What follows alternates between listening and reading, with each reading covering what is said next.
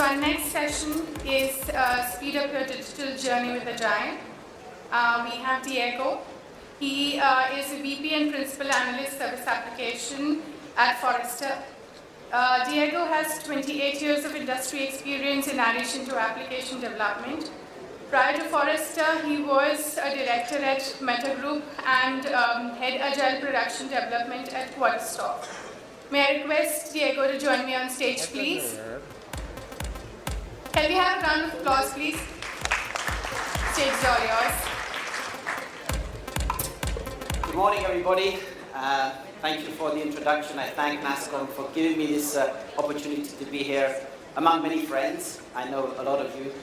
I've been coming to India for the last 6 years, so my colleagues here in India say, well, when are you going to transfer over and be over in India? Well, I think would be a nice move, but right now I'm okay coming at least once a quarter. All right, so basically in Forrester Research, I cover the application development and delivery. I'm a global analyst, and I've been doing research around Agile DevOps transformation for the last 15 years that I've been in Forrester. Quite a long time. Before that, I was on your side, getting stuff done. So I'm going to talk about 3 things today in my presentation. One is, I want to tie all this Agile conversation to digital, of course, because that's why we're here, right? We're here to change the way we build and we deliver software and applications and services to our clients, which is a key thing to change to become and to accelerate digital these days. Then I'm going to give you some numbers. Forrester, we do a lot of surveys and numbers. We talk to a lot of clients. I'm going to share some numbers to you to set the stage up. And then I'm going to go through a couple of more things in why aren't things moving as fast as we would like.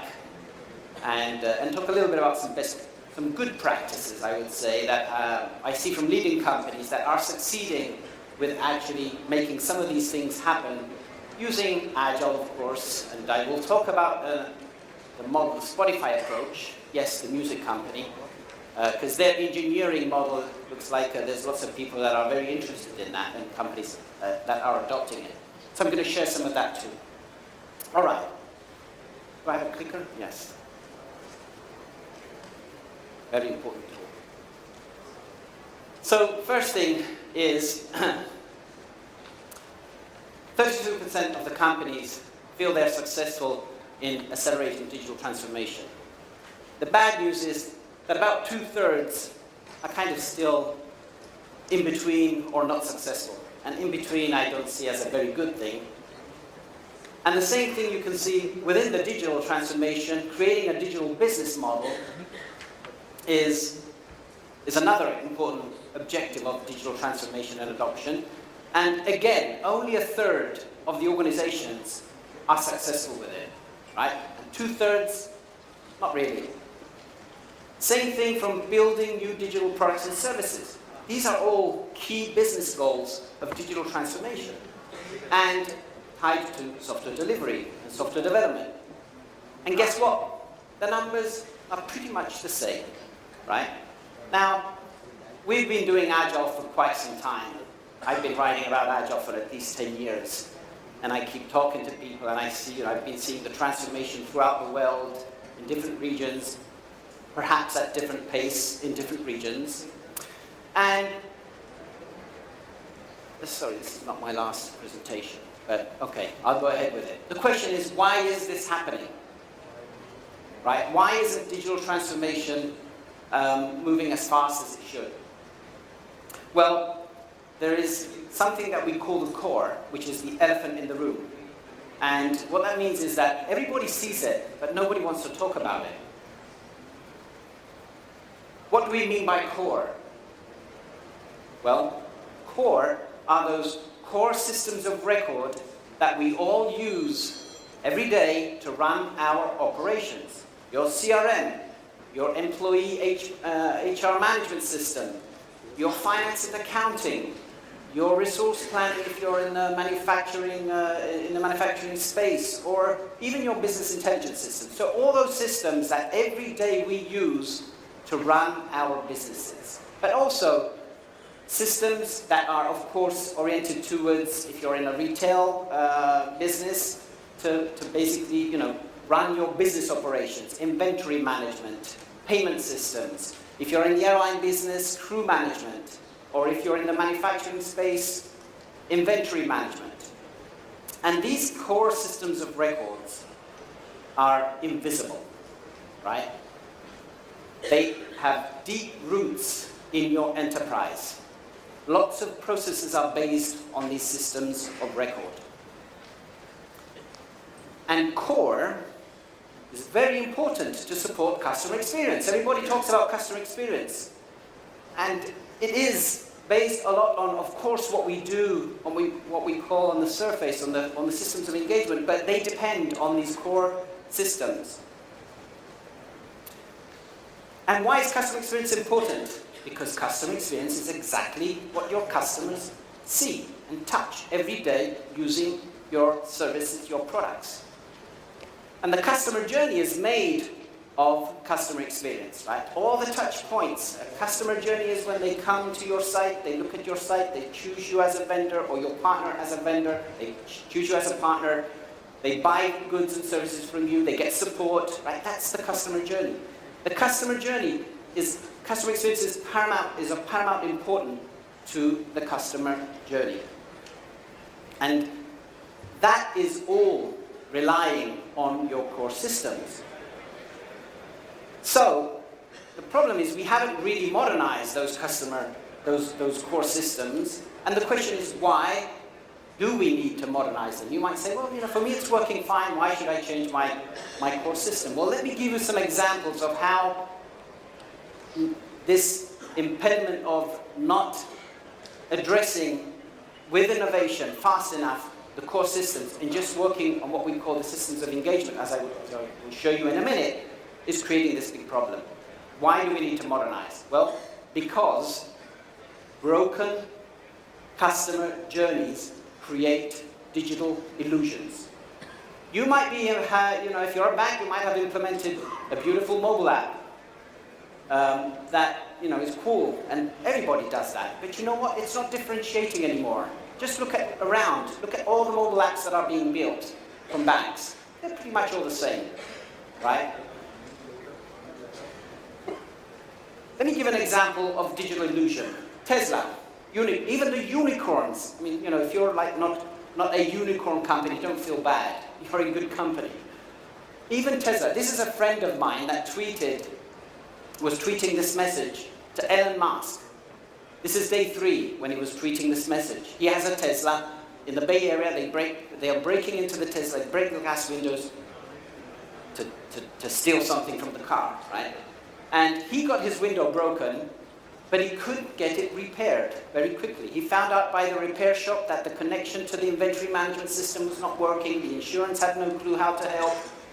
He was tweeting this for about a week. After a week, he got a call from Tesla management saying, can you stop tweeting to Elon Musk, please, this tweet? And Rob said, can you stop by keeping my car in the garage for a week? I have a beautiful Tesla, I can't use it, right?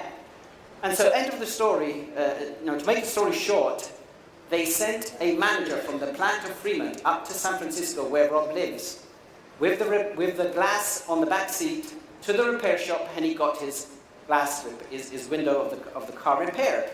Tesla doesn't have an effective inventory management system. It's got a beautiful, wonderful customer experience you get in the car, systems of engagement on the car, beautiful screen, wonderful app. You can do all fancy things with it, except Italian coffee. But you can't get the glass repaired like you would with any other brand anywhere in the world in an hour or 2 hours. Another example of digital illusion. This is my bank's, I'm not going to tell you who it is, but it's my bank's mobile phone. It's my mobile app, right? My banking mobile app. Beautiful application, does all sorts of things, wonderful, lots of features, very rich, but guess what? When I get to do some payments sometimes, the two-step authentication doesn't work. I'm on my desktop, I'm doing all my great, shopping or buying of tickets, I get to the last step, pay, nothing happens. Something is going wrong in the back end. And by the way, if you are really careful and you look at the screen of my mobile phone, there's 2 payments repeated twice. I call the bank, what's happening? Why am I paying twice? Oh no, don't worry, that's not it's a bug, we'll fix it. It's like, okay, great, wonderful, and digital illusion again. So, what are the core problems? Well, the core problems are that the core, those systems of record, are static and inflexible. They're not easy to change. They're not easy to adapt. They're not easy to innovate on top of. There's data, key data in those systems that is unreachable, that is not easy to get. And in the days where data is everything, that's a problem. You're innovating, right? You're getting into the insights world, using AI, machine learning. That data is absolutely key for innovating. There's growing technical debt. What does technical debt mean? It means that, first of all, most of the budgets today, more or less, 60% is still spent on maintenance. 60% at least, in some organizations, is spent on maintaining these core systems. And what that means is that, and the way you can see that is your Agile teams, if you have Agile teams and you're doing even these new applications, that sometimes to make a change, if it depends on the back end, it's going to take much longer than what it should. A change that should take an hour, 2 hours, a day, half a day might take 2 weeks, 3 weeks. Well, the difference between that day and the 3 weeks is technical debt. It's basically the, what you're going to be paying extra instead of paying the real price for it. Just as you would do with a financial debt. Right? The interest rates go up. The more technical debt you have, the longer you keep the technical debt in these systems, the higher the interests go up. So, we've been doing Agile, DevOps, and probably continuous integration, because everybody's trying to do that. I'm going to share some data with you where we are with that. 24% in this survey of over 2,229 teams surveyed around the world, claim that they can deliver software on a release cadence of once a month, 24%. And 30% can release software faster than that, meaning maybe daily, weekly, hourly, or every 10 seconds like Amazon does, right? Now, that's kind of still, everybody says we do CI/CD, yeah, we release very fast. That's the real data, right? It means that 2/3 of the organizations are still deploying every 3 months, 6 months, a year or more. But what's worse, this has been going on for the last 5 years. That number has not changed much, right? So what's going on? All this Agile stuff, and by the way, I write a lot about Agile. I'm going to talk about Agile in a minute. DevOps, automation, but we're still stuck. Well, what is it that is holding us back? Well, of course, you know where I'm getting, right? It's for sure we're talking about the core systems here, where we need to put our attention, our hands on. But let me summarize a little bit of other issues. On one, it's the technology, it's the architectures we have, right? But on the other hand, it's also the way we work. We can automate things and get things done fast, but we waste a lot of time in how we get to work together. We don't collaborate much. We're organized in silos. We create handovers and unnecessary milestones that are not really helping us deliver faster or quickly. And that makes you get stuck in Agile. Very little collaboration across teams. We are forced to work with large batches of work. That's a lean concept. Big releases are harder to push into production. They put a lot of stress on IT, right? Now, we from IT have taught the business to create big releases because we've been working waterfall. That's what waterfall does, right? We need to change that. We need to really start looking at smaller batches, otherwise Agile gets stuck again. And the third and most important concept, people have to stop thinking about doing Agile, setting practices, having all these great, wonderful tons of templates to follow, rather than being Agile, which is a mindset. It's a mindset change, right? Because that gets you Agile stuck. And what else? Yeah, sorry, this is not the last presentation I gave to the organization, but anyway, I'll go through. The bimodal drama. So what we've been doing is saying, and some CEOs like that, but then they get stuck and realize this is not working. It's like thinking about, okay, well, let me be agile here, where I need to innovate on that front end, on the systems of engagement, the tip of the iceberg outside of, that you could see. That's where we're going to innovate. But we're not going to do much on the back end. Let's keep that it's working, right? Let's try to isolate and keep the old way of working there. And I call that the bimodal drama. And so this is exactly what's been going on, right? We've all been focusing a lot of our time on the tip of the iceberg. So it sounds like we've got a lot more work in front of us.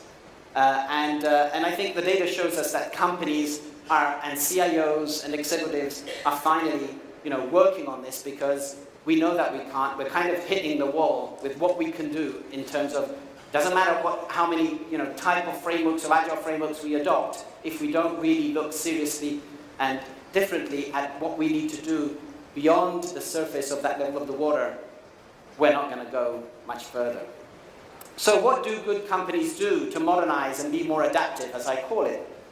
Well, first of all, they do move to cloud. Now, you probably know what the advantages of cloud are. I'm not going to spend time on explaining why cloud is good and why it makes us more flexible. But from a development and delivery perspective, I do want to spend just a second saying that the movement to the cloud does help us take that tech-driven approach on the core, which means that because I can start decomposing things into smaller bits, and you'll see that that's a strong principle of the Spotify approach that I'm going to be talking about in a minute, through containers, APIs, microservices, architectures, and business services, right? So that's a very strong and important opportunity for applying any type of new ways of working.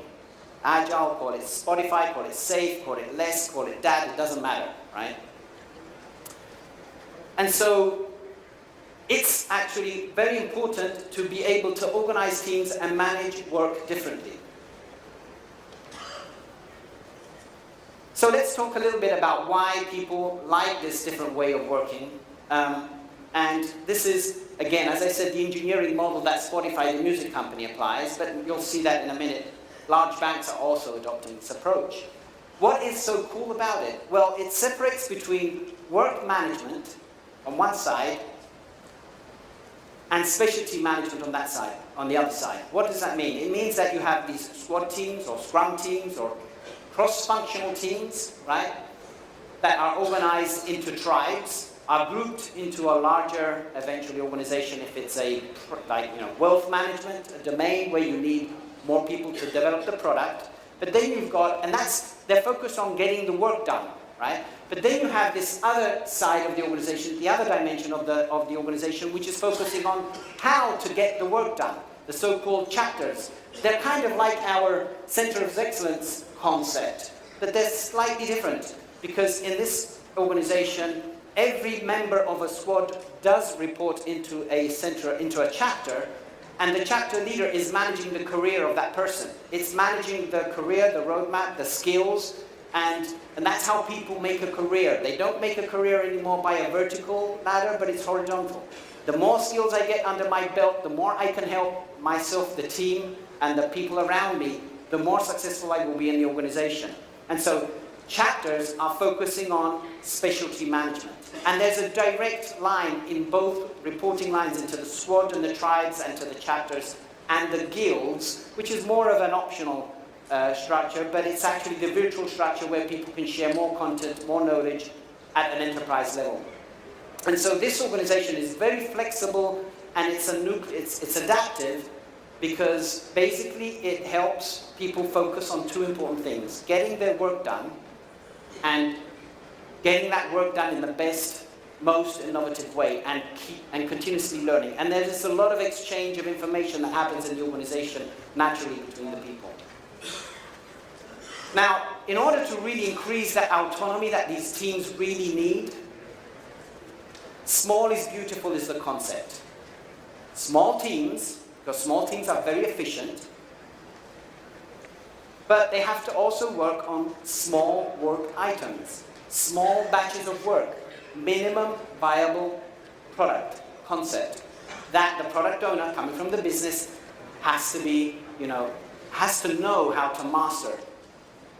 And the other small pieces of this, you can imagine, is the architecture. The architecture also has to be made of small pieces, microservices, containers. Now, you can see why Amazon can structure all of their teams. I'm not encouraging everybody to be an Amazon, but we can learn from Amazon or Spotify with the infrastructure, with the architecture, with all these three. We have to have a balancing act across these three things. Now we can start being really flexible and organized and work in a much more efficient way. These are the founding principles of working in a Spotify model and approach that I think are very important. The other very important aspects of moving into this new direction of working is going from projects to product mindset. This means being business led by minimum viable product, right? So it means we have to get the business involved in this journey as much as IT or other groups in the organization. Because we have to now think not just as thinking about big releases, but we have to think of big products all at once. We have to think about how we're going to construct and build those in small pieces at a time. Prioritizing as much as possible. Focus. It means going from project to product means focusing on value. No longer the only goal is to deliver within budget, within a certain date. But it's also, are we delivering value to the business with the product that we're building? So the old project manager puts the product owner, well, it's not actually the old project manager that puts the product owner hat on. It has to be the business that has to put the product owner on for your products. We'll have to think about every new feature I build, is that increasing is it going to help and sell the product more? Are we getting new clients? Are clients loving my product? Is that customer journey improving? Those are the new metrics that we have to start measuring as well. Single purpose. I hear sometimes, I meet CIOs, we have Agile going on, and then I find out they've got shared services. They've got people that are working on a project, but they're also working on another 3 projects. Just like I did when I was working as a software developer 20 years ago. That's not going to work. The principle of Agile is, I'm focusing on what I'm getting done. I get my, this piece of work done, I will move on to the next once I finish. So everyone in the product team, in the project team, can only work on one product at a time. There are exceptions to that. There are some skills and some roles that can be shared across, but largely that's the important purpose. Autonomous. These teams have to be autonomous. I think that was also discussed and mentioned in the previous conversation. That's why, because if a team has to ask for permission to do something, and that approval takes 2 weeks, that's already kind of going against the principle of working fast. It means also having all the right skills on the team, right, to be more autonomous without depending from others. And self-sufficient, right? The team has to have all the skills it needs to get the work done. So, this means not just learning and doing all these new ways of working, but it means basically if you've already gone through some of your transformation with Agile, that you focus only on the systems of engagement, start bringing that and working differently. So I'm seeing organizations in the past, it was, I have an Agile mobile team working over here, right? And now I'm not seeing that anymore in these leading organizations where those teams are more feature teams. They actually work from the systems of engagement down towards the systems of record, right? A different organization structure where that team can deliver features in an autonomous way. So basically we try to get rid of this bimodal drama by becoming also agile and nimble all the way through, end to end.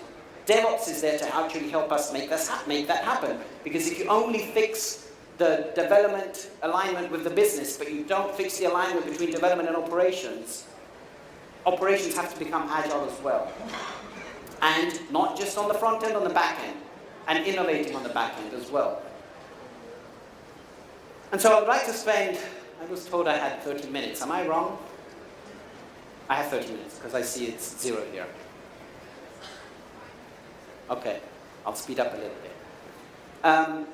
culture. This is really of paramount importance, and I think it's where we can learn some things from the Spotify approach.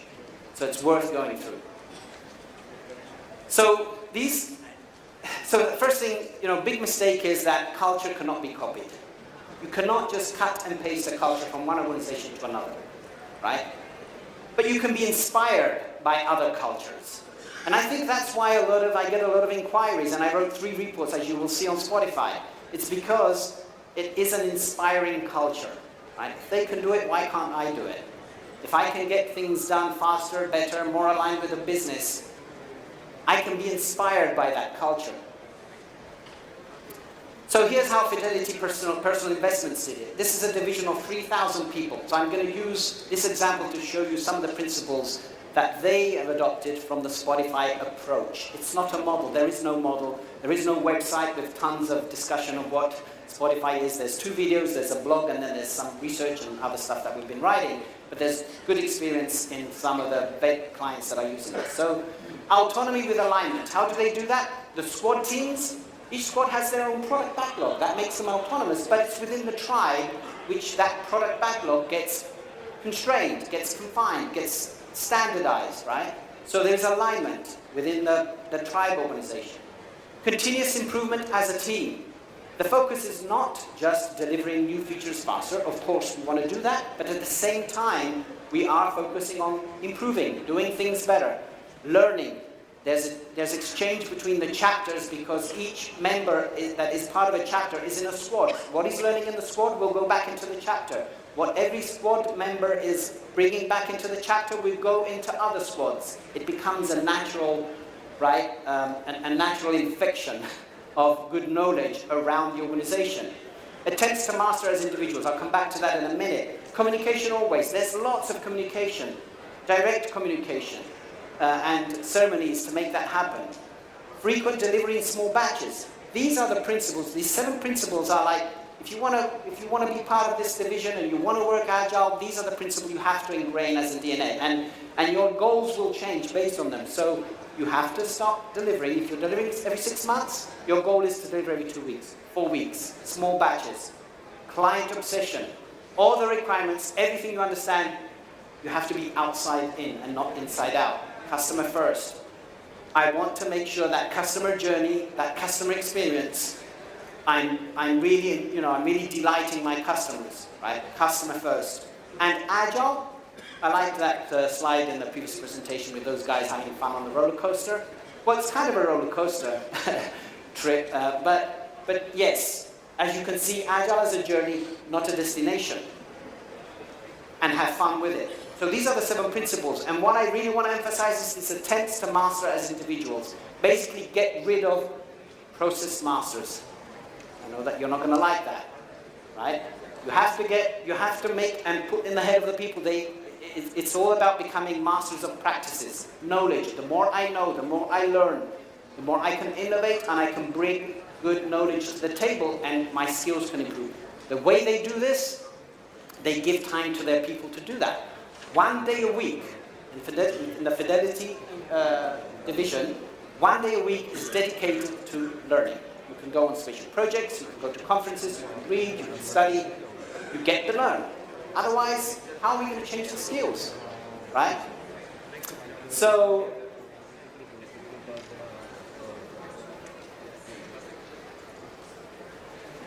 I also want to say a few things about the Spotify model that you need to be aware of. When I have organizations, coming to me, would like to adopt some of the Spotify approach, can we do that? You have to be aware what it really means. So the first thing is that you really have to, they have some cultural behaviors, because as you have understood by now, that's the important thing to really change and learn, is you have to let go old working habits. What does that mean?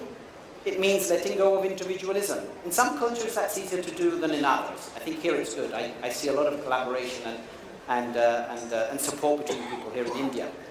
Letting go command and control.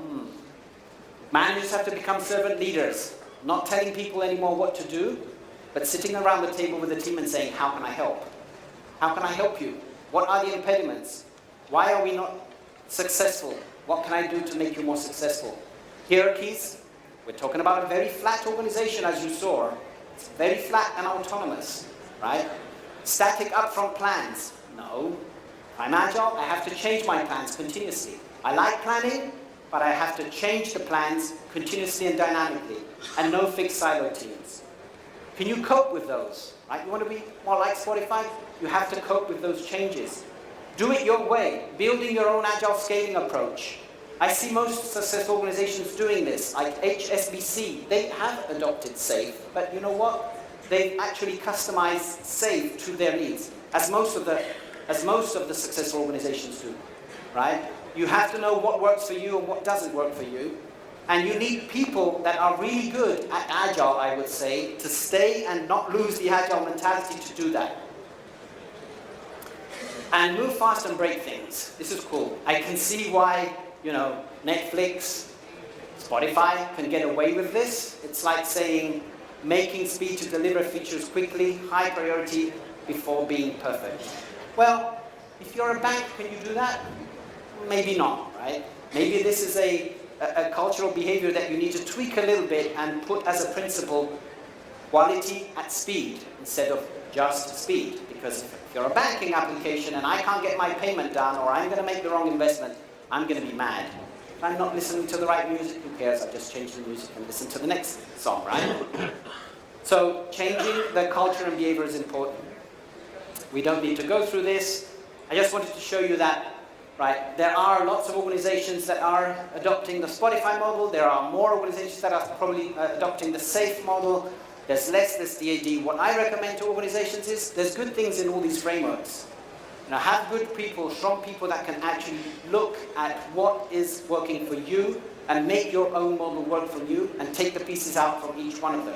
From a cultural perspective, I think Spotify is the one that is more aggressive, more aligned to what I would say, being truly agile and making your journey a little bit more aggressive, right? We need to speed up things. And so basically, you need to assess where you are and what you have in your organization before making a decision to what you need to do. You need to adapt and be adaptive and be ready to have an organization that is flexible, but especially, as we started the presentation, to accelerate, you have to make it technology-driven as well. It means modernizing the back end with new technologies, and the two things have to be done all together. Now, I just wanted to share the fact that I don't write research just because I get enthusiastic about something. Well, sometimes I put more enthusiasm in it, but it's very important because I do research when I'm driven by what demand I see on the market from my clients. And I've written 3 pieces of research that in 2019 in Forrester was the most read downloaded research among the top 5 in all of Forrester. And you can, if you're a Forrester client, or if not, send me an email. I will send you some of these reports. And with that, I thank you very much. I hope I wasn't too late in my presentation, but thank you very much.